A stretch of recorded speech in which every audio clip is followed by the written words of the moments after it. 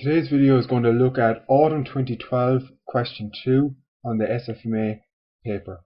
So this question would have covered interest rate risk and one of the key questions or key topics on the Sfma syllabus. So again, first part, it's good practice to go down and look at the requirements. You're asked to advise Helen and Jim, shareholders, whether they should borrow or use a dividend, pay a dividend, or borrow to finance a purchase of a Cork premises. Secondly, you're asked for each three alternatives offered by the bank, outline the total cash flows for the first year of the loan. So you know you have to look at different cash flows based on different hedging techniques. And finally then C, for 6 marks, the pros and cons of each of the alternatives along with advice for Delphi with regards to which to choose. So again, going up through the question, I won't look at some of the top half because that's to do with part A. But Delphi, they provide a range of consulting and outsourcing services. And if you read through it, they're looking to buy a suitable business outside of Cork for 3 million. They're deciding whether to use a dividend, pay a dividend, or use the cash to buy the premises. If they pay the dividend, they're thinking about borrowing to purchase the premises. And Jim and his accountants met with the relationship manager of Delphi's bank last week to borrow 3 million. And the bank manager, given that Delphi has no debt, they've offered him a 10-year loan, but they've offered him 3 different alternatives in order to manage his interest rate risk. So the first alternative would be a floating rate loan at Euribor plus 1.5%. Second one is a loan as above, so Euribor plus 1.5% plus a 10-year swap. So they will pay a fixed rate and they will receive a floating. So that's 2 separate items. They'll still have the loan, but to offset the variability of that interest rate, they will have a 10-year swap. The final one then is they'll have the loan as above, so as one above, plus a collar, which means a cap and a floor for to minimize the movement in your interest rates. So there we've our 3 options. So it's typically at this stage that students panic in the exam and they're not sure what approach to take. So on that basis, before you ever attempt any risk questions, make sure to understand what the information is about and refer back to, and by referring back to these 4 steps, it'll be very useful to get a bearing on how to approach risk questions. First is to understand the position and what the company is afraid of. Well, the company is going borrowing money, it's clearly afraid that the interest rates will rise. So that's the first key point. Identify the options. Well, we know from here that we have 3 options. Borrow a floating rate plus a swap, or borrow a floating rate plus a collar. So there are 3 options, and now the next step is essentially to run the numbers to see, well, based on those 3 alternatives, what are the numbers? And first thing is to, well, how do we compare each? And we're told in the question, for each of the alternatives, outline the total cash flows, i.e. run the numbers, for the first year based on the following. If your Euribor changes to 2.5, to 4, and to 1. So it gives us the variables of how we're going to compare the cash flows. So if we take that step in, and we look at option 1, and we're going to have 3 scenarios then. Scenario 1, Scenario 2, and Scenario 3.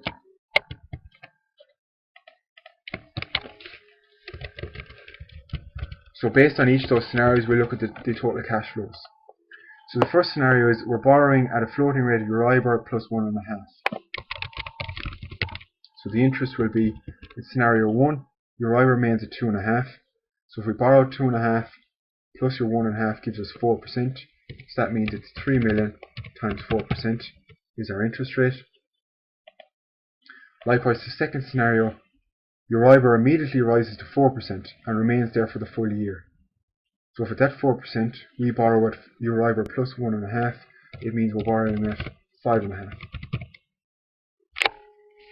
at 150.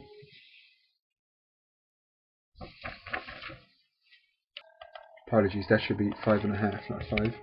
And the final one then is Euribor falls to 1% and remains there for the year. So that means we can borrow at 1 plus 1.5 is 2.5%. 3 million times 0.025. Now typically that would be the only interest we have to do, but remember we are given a tax rate, and that's why it's always important to read the information that you're given. Typically it may say in questions, please ignore tax. In this instance we're given the tax rate, therefore we're expected to calculate the impact of the tax shield because interest is tax deductible. And that was because, remember, Delphi currently have no debt.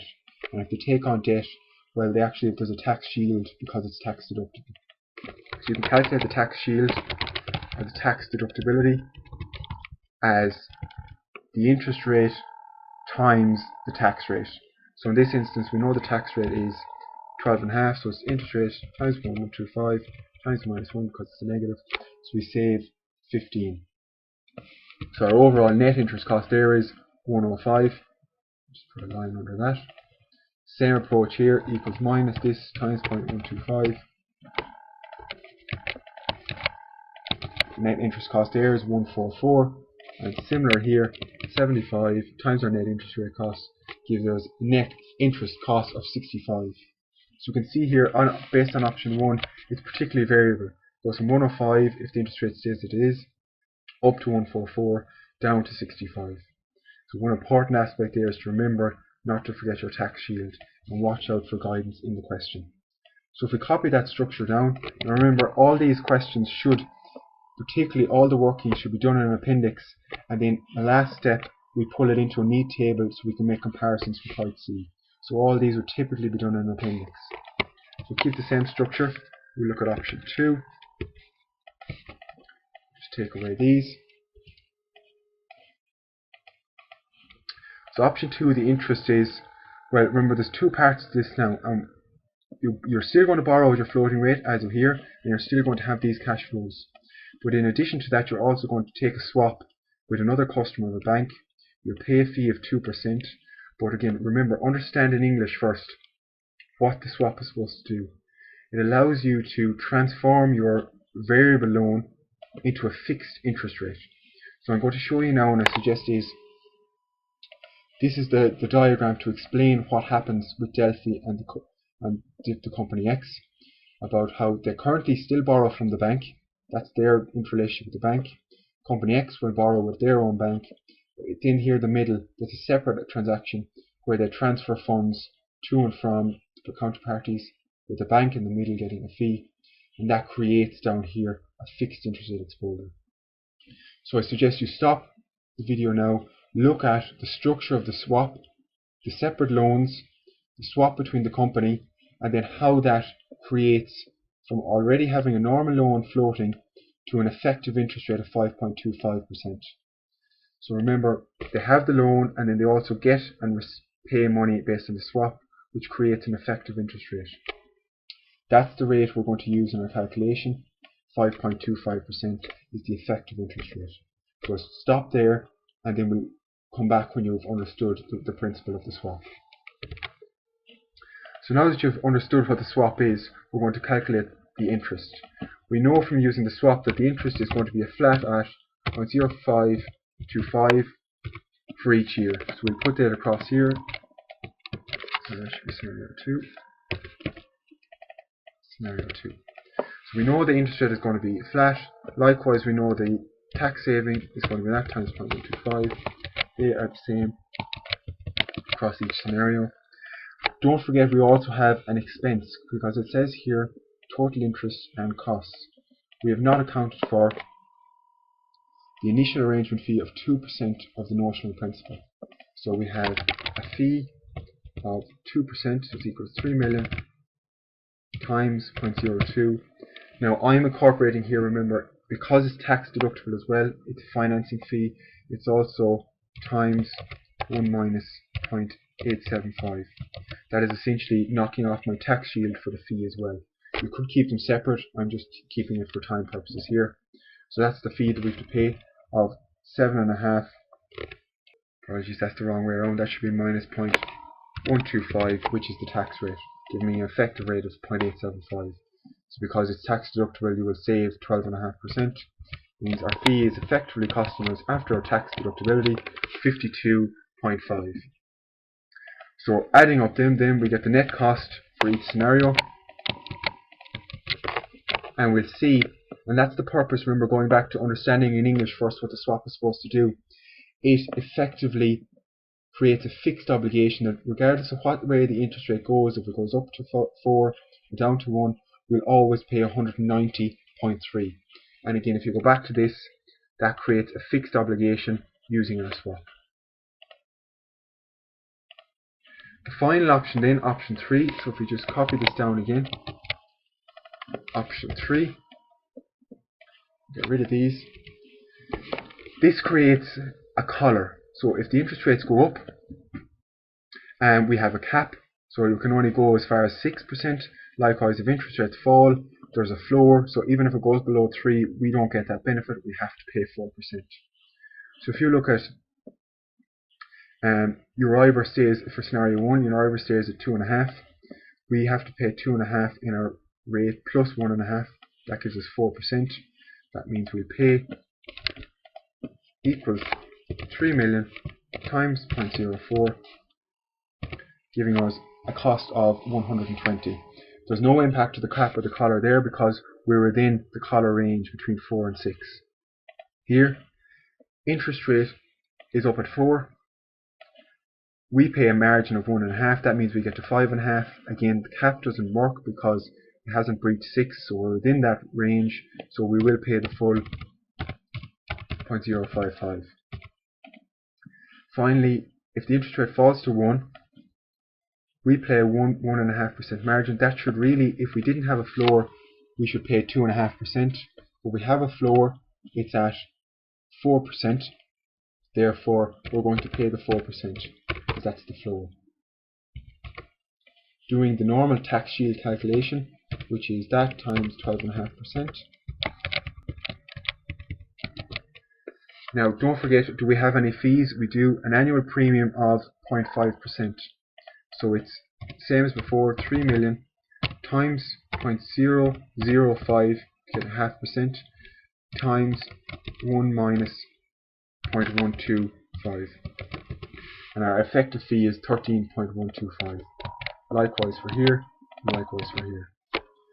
So we can see in this instance that although it does vary, it was in a smaller range.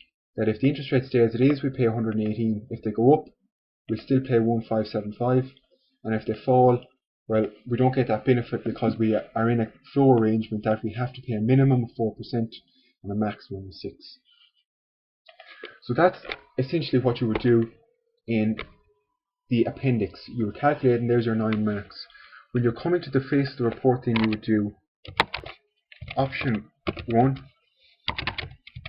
option 2, option 3. Across the front, and then across the top you would do 3 scenarios. So that is the table that you should put in the memo, because you only have 9 figures and then you can compare and contrast. And that's where we get on to the final step that I've showed you before, is the presentation. So a neat summary, taking off your workings, the appendix, and giving insight. In the question you're asked, outline the advantages and disadvantages of each. I leave the majority of that to you, thinking about, well, if you don't hedge, you're really left exposed. If you do a swap, well, you have counterparty risk, but you remove the risk of moving of interest rates. You still have to pay a fee for that though. Likewise for the collar, you remove some variation in interest rates. You don't effectively lock it in because you can move between 6 and 4%. Now, in this instance, looking solely on a 1-year term, it looks like the best alternative would be to remain unhedged, because it gives you the lowest interest rate across the board.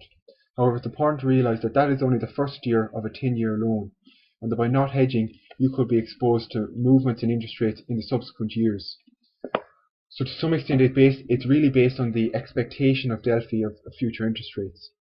And as long as you've discussed the various options and the pros and cons of each, a recommendation of either would likely be justified. So it's likely between scenario 1 or option 1 unhedged and option 3, which would be using a cap and a collar. Either one would likely be acceptable as long as you gave justifications. So that was looking at interest rate risk from question 2 on the autumn 2012 Sfma paper.